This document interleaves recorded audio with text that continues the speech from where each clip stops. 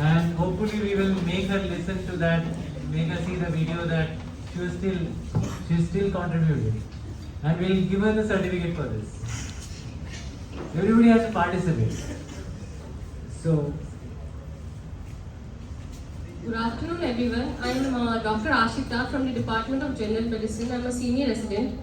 So, since the past 3 years, I've been more interested in cases who present with neurodegenerative disorders.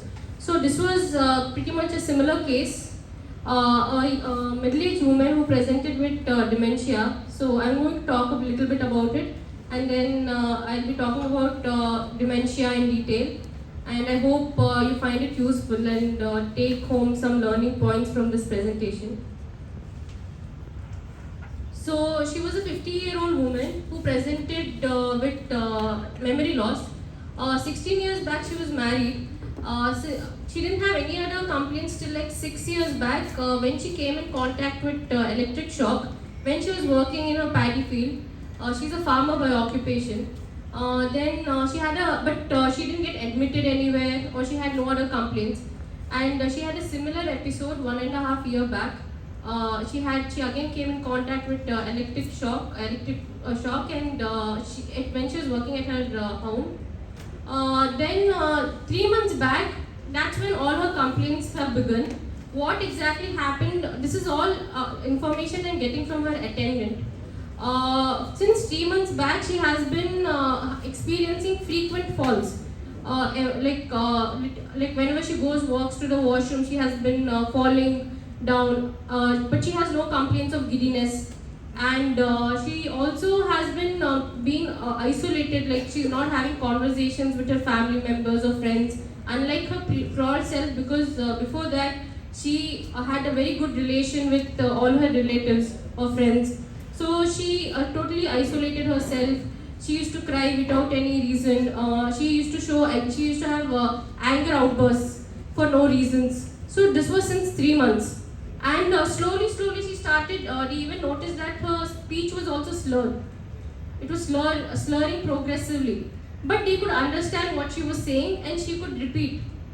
And she made sense. But since 1 month, she's unable to recognize her far relatives, her friends, and she's passing urine in her clothes, passing even fecal matter in her clothes.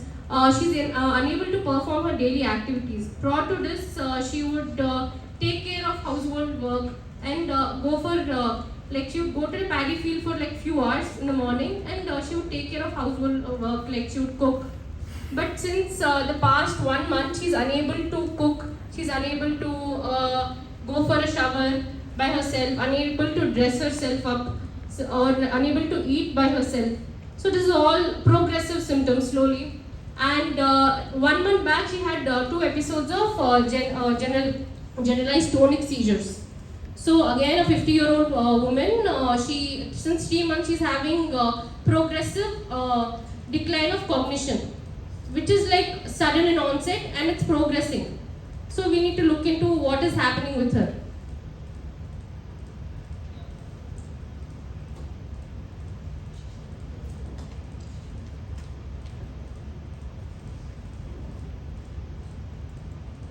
Okay, so this is the same, this is a similar slide showing her life events of what has happened 3 months back, 1 month back, and again the seizure episode, when has it occurred. So sudden progressive cognitive decline. So these are her clinical images. She was a thin woman, malnourished, and this is how she presented. And she had a history of fall 3 months back. Like she had recurrent falls, but this one actually caused injury to her lower back. So now she's having a problem with walking, and she's having a problem. She's even complaining of low back pain. Mousy.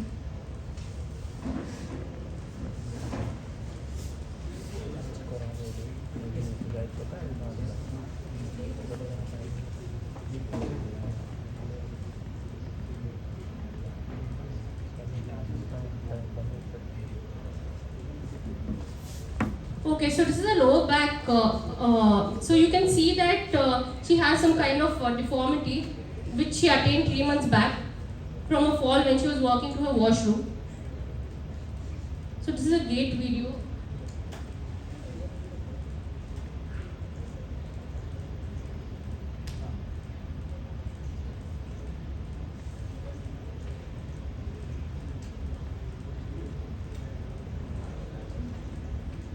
Can somebody help her? Video.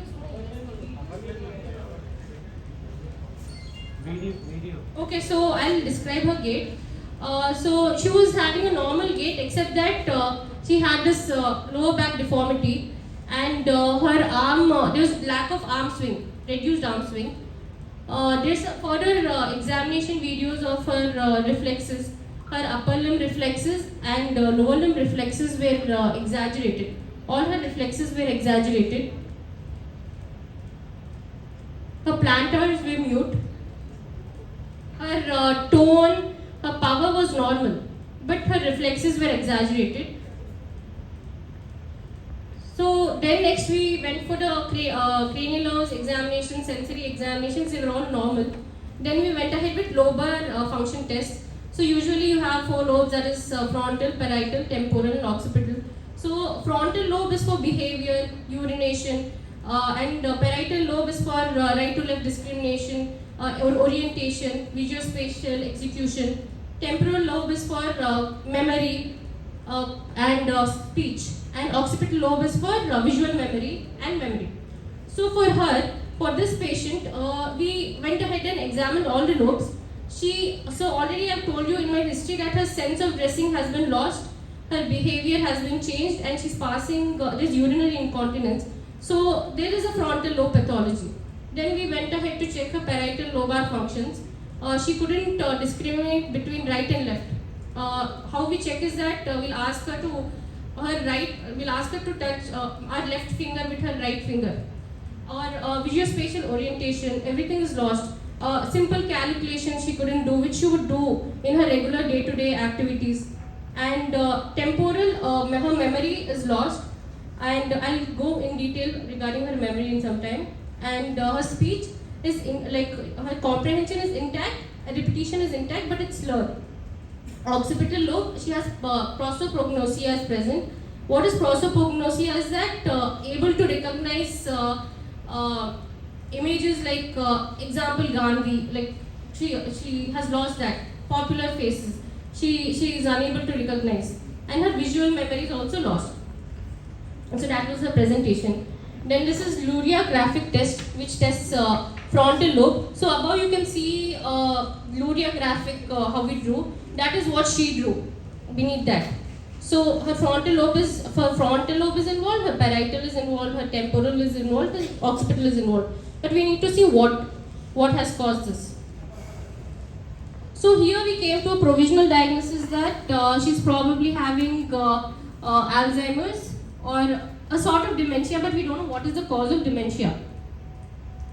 So now today, learning points from my presentation is that I'll be teaching the approach to dementia, a little bit about memory, and different types of dementia. Then I'll talk about vascular dementia in toto, and I'll give a brief about other neurodegenerative disorders. So approach to dementia, the most important thing is history. So history, you need to see how was the onset, how did it progress, what was the rate of progression, did she have any associated psychiatric symptoms or not, and after that you should rule out pseudo-dementia. Because this is very important because many patients do present with pseudo-dementia, but we label them as dementia and send them off. So we need to rule out pseudo-dementia, that is very important. Then we need to see what is the sort of dementia, is it cortical or subcortical? Is it involving the cortex or subcortex? And then which lobe is involved? Like in our patient, all the lobes are involved. And we need to see if it's a reversible cause. Can we reverse this? So what is exactly dementia? So usually like when I was in my UG, I would think that dementia is just plain memory loss, but that is not it. According to DSM-5, that is it's categorized as you need to lose one of these following objectives, that is learning, and then social cognition, motor cognition, execution, Any of these should be lost, at least 1 to 2 should be lost to call it dementia. Along with that, you need to rule out any psychiatric illnesses like schizophrenia or depression to call it dementia. So, is that patient having dementia or pseudo-dementia? How would you rule out pseudo-dementia? So, pseudo-dementia is basically sudden in onset, and the patient will have psychiatric history of suicidal attempts. And the patient insight, when you ask the patient, sometimes she'll have, her insight will be intact, but sometimes she'll be like, I don't know. That's how, dementia is not like that. The progression is slow, and the patient will not have any suicidal attempts. The patient won't have any insight to what is happening. She won't respond when you ask her about her condition. So memory is divided into immediate, recent, and remote. Immediate memory is stored in reticular activating system. Recent memory is stored in hippocampus. And remote is explicit or non-explicit. Explicit is semantic, episodic, and non-explicit is procedural, priming, and conditionary. So, what is our patient having? Which type of memory is lost for her? For her, she's unable to recall her immediate memory. She's unable to recall her recent memory. Neither her remote. All the three memory, like she's not able to recall any of her past events. So, what is the difference between cortical and subcortical dementia? So, cortical is, if you think by the name, you can understand. Cortical will involve the cortex, basically lobes. So, in cortical dementia, most of the lobes are like lobar function tests will be positive. Whereas in subcortical, they'll have more of motor symptoms such as Parkinson's. Like it will present with tremors and less of any lobar function abnormality, and less of the patient will be able to calculate. The patient will hardly have any dementia. So, an example for subcortical dementia is Parkinson's, whereas an example for cortical dementia is Alzheimer's, Pick's disease, or vascular dementia. So, for our patient, which lobe is involved? I've already mentioned all the 4 lobes have been involved for our patient. So, what are some reversible and irreversible causes of dementia? Reversible causes are thiamine deficiency, hypothyroidism, any normal pressure hydrocephalus, and irreversible are, as you know, the Alzheimer's, vascular dementia, frontotemporal dementia, Lewy body dementia, and psychiatric causes could be schizophrenia, depression. You need to rule these out.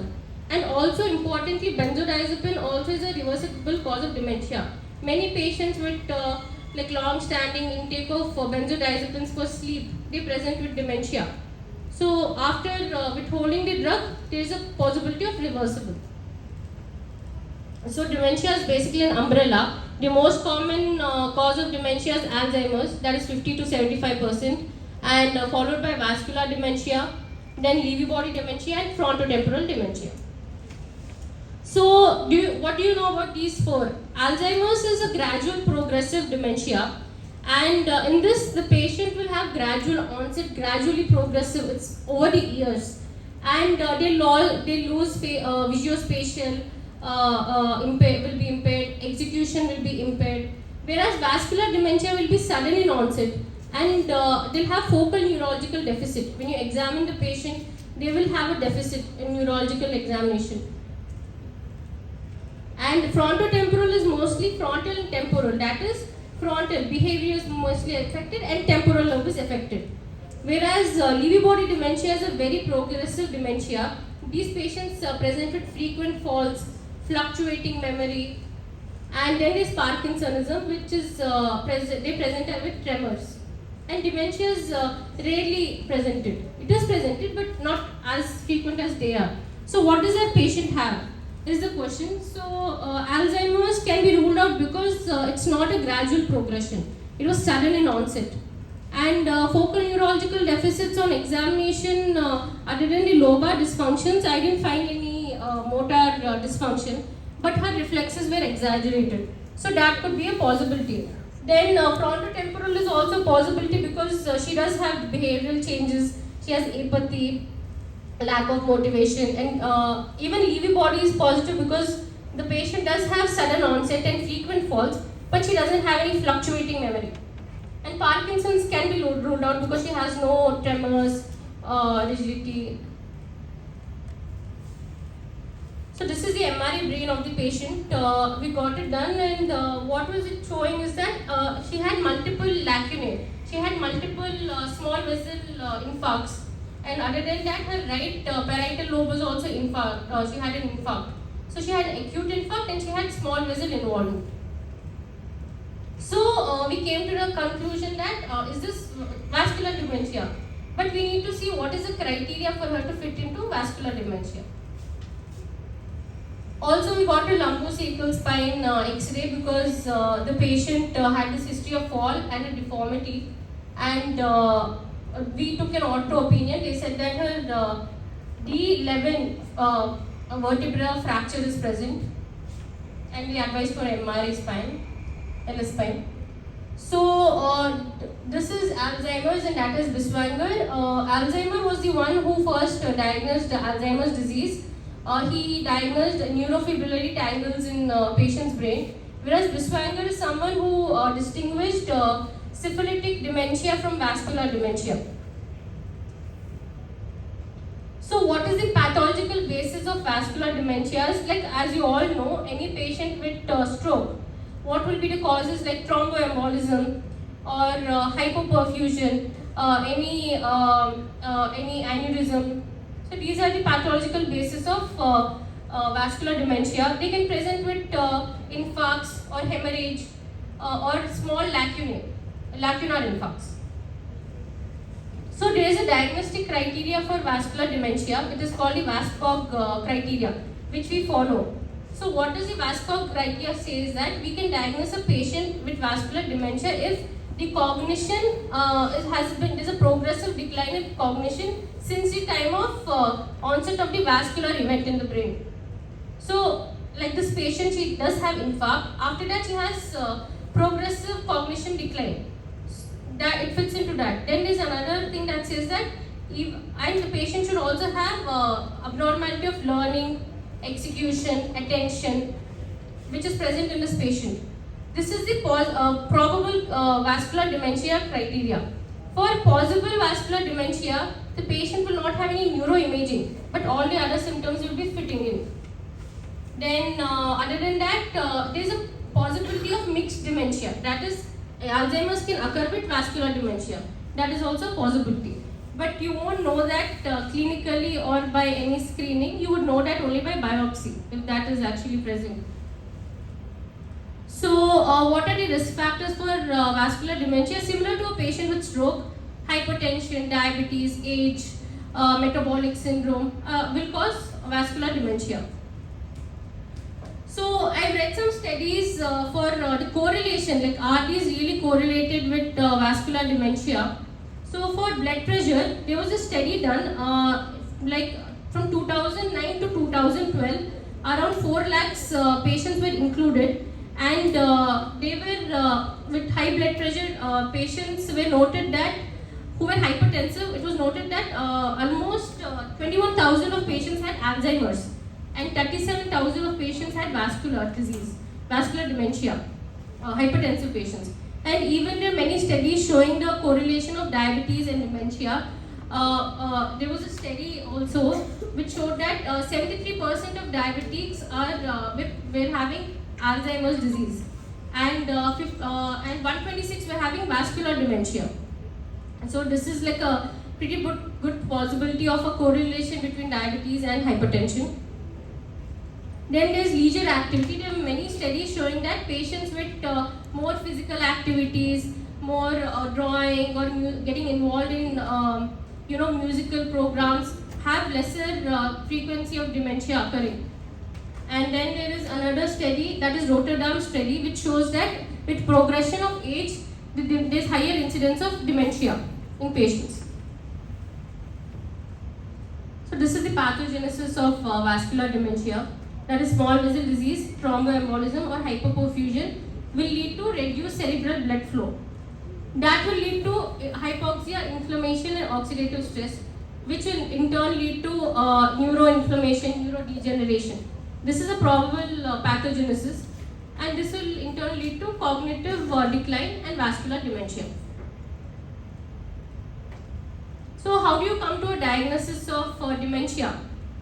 Actually, in my experience, we've seen many patients with dementia, but we never came to a definitive diagnosis. But because there is no definitive diagnosis unless you actually do a brain biopsy. There was even a study, like a case report that I presented in my last CME presentation. A sister reported about her brother, which was shared to me by HOD sir. It was he had progressive dementia and psychiatric symptoms, and he visited various neurologic doctors, but he kept getting different differential. Like one of them diagnosed him with Lewy body dementia, one with Parkinson's, one with Alzheimer's, but at the end only biopsy showed them the result. So all these patients, like we can MRI or symptomatically we can just give a provisional diagnosis, but there's no probable diagnosis without a brain biopsy is what I'm trying to say. So symptoms, vascular dementia, sudden onset, any neurological deficit, any hyper exaggerated reflexes which are present in our patient, so our patient is fitting in. And cognitive assessment, that is you do a mini mental status examinations, and then you can do, there's a score called Hutchinski's ischemic score. You can do that, or there's a Montreal cognitive assessment. Basically different types of assessment which are trying to prove the same thing. They're just testing the execution, the attention, the learning of the patient, and calculation. And then you send a metabolic profile to rule out the other causes of dementia, like thyroid profile, I've already mentioned some causes, benzodiazepines. Then imaging, like similar to our patient, MRI brain, which showed vascular lesions. So this is the Hutchinski ischemic score. So it's divided into either 2 points or 1 point. So 2 points you give it when the patient has abrupt onset, fluctuating course, any history of any stroke, or he has any focal neurological deficits. And this side is you give point number 1, like just 1 point for each. So stepwise deterioration, any nocturnal confusion, personality change. So generally a score less than 4 is supposed to be indicating Alzheimer's. A score between 4 and 7 is it's not indicative of anything. Any score above 7 is vascular dementia. So for our patient, the score was 8. So she's fitting into all the criteria, that is VASCO criteria, the Hutchinski's ischemic criteria. Can you list out the scoring here? Yeah, sure sir. So she has abrupt onset. No, she has no history, no fluctuating course, no history of stroke, or no focal neurology. So 2 points here. Then she has stepwise deterioration, personality personality change is present, depression is present. But here the score comes if there is a preservation of personality. Preservation of personality. Okay. Yeah. Like if she doesn't have a personality change, then you give a score. Okay, she does have personality change. Yeah. So she doesn't get points on that. Okay. Depression. Yeah, depression she has. Yeah, she has crying and anger outbursts. Yeah, but that needs to be scored by again the handy score, isn't it? Yes. Depression scoring is Depression score. different. Yeah. The separate score needs to be done by Yeah. her. Okay. And emotional incontinence is present, or she doesn't have hypertension or any associated. So it's coming to 2 plus 2 plus 2, 6. Because one of them we have reduced now. So focal neurological signs and she has hyperreflexia, sir. So I took that as 2. Yeah, but like focal would be asymmetry. Yes. You know, like if you have generalized hyperreflexia, that would be focal. So If you focal have absent neurological reflex on one side, and if you have present on the other. yeah or hyperexaggerated in one side, then it's more. So it's coming around 6. Yeah. Maybe like we need to Yeah, can so- repeat it again when she comes for a So follow-up. by the scoring it's indeterminate, but still, if you strongly feel it's vascular, it's Vascular. vascular. Like I'm reminded of one thing which Hakim said in the morning today. All disease is inflammatory. Yes, sir, that's true. And we now know, I think there will be a session on vasculopathy, at least scheduled, that most of the vasculopathies are also inflammatory. Yes, sir. at the endothelial level. Endothelial inflammation dysfunction. Okay, go ahead. Yeah, it's really very good. I mean, the way you have worked it up and the way you have simplified it. That's also fantastic. So this is the Montreal cognitive score. I haven't done this for my patient, but this is what I found it like naming. Like you'll show them animals and we'll ask them to recognize. And you name some words such as face, velvet, and church, and we'll ask them to repeat it once and twice. You'll give a first trail and second trail. So this is basically similar like mini mental scoring, where you check the attention, the recall, or memory. So it's similar. So treatment for any case of dementia, the treatment is the same, but there is no proof that these actually help the patients. We just give it for our satisfaction because even if you're giving it to the patient is deteriorating. So memantine is an N-acetyl deaspartate inhibitor, and I studied a double-blinded study about it, and it didn't show any conclusive values. Like there was no difference between the placebo and the patients on memantine. Both of them had a cognitive decline. So I've seen another study as well which didn't show any particular efficacy of memantine. Then there's donepezil. This is acetylcholinesterase inhibitor. This study actually shows that there is a good cognitive level has been perceived in patients on dementia on donepezil. So in this patients, 603 patients were included, and inclusion criteria was some patients were on 5 mg of donepezil and some patients were on 10 mg. And the other, it was compared to placebo. Placebo is the one with the dotted line. It's showing that the cognition of patients on donepezil was better. But there were also studies showing that donepezil was not really helpful. So we don't really know still like what is really helpful for the patient. So there are also new studies saying that metformin could be, good for patients with dementia and diabetes, but no proper studies have been done yet for it. And then there's propentophyllin. Propentophyllin is basically metylxanthine. It inhibits neuroinflammation, reactive oxygen species, and decreases neurodegeneration, but no proper results of it yet. So these are still in trials. And there's also a study that says patients on coffee have reduced incidence of dementia, but there's no result to it yet. So maybe coffee is actually really good to us. Okay, so what really is helpful for these patients? We don't know if the drugs are useful or not, but what they really need is caregiver take. But a lot of caregiver burden has been reported, and caregiver abusing the patients has been reported. But for now, cognition rehabilitation with proper, activities for these patients will be really helpful.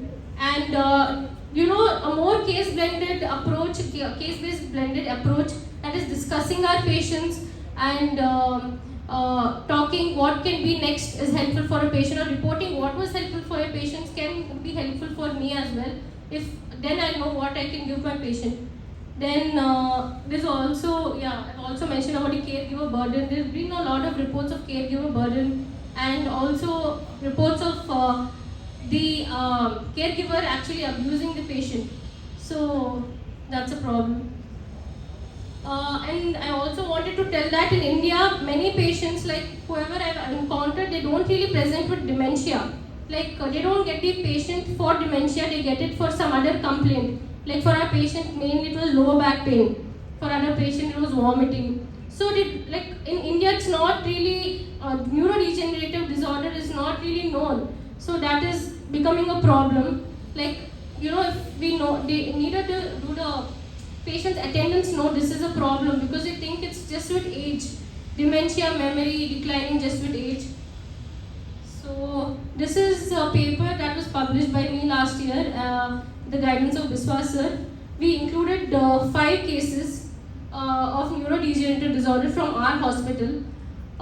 Each of them had different problems. One first case had progressive supranuclear palsy. He was an elderly male patient who had frequent falls, and he couldn't he turn his head to either sides. He had tremors, dementia.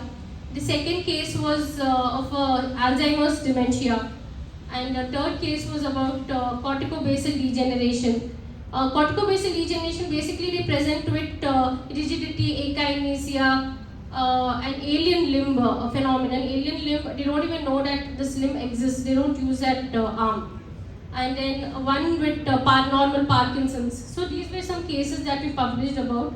So do have to take out some time to check out these cases that we presented. That's it. Thank you.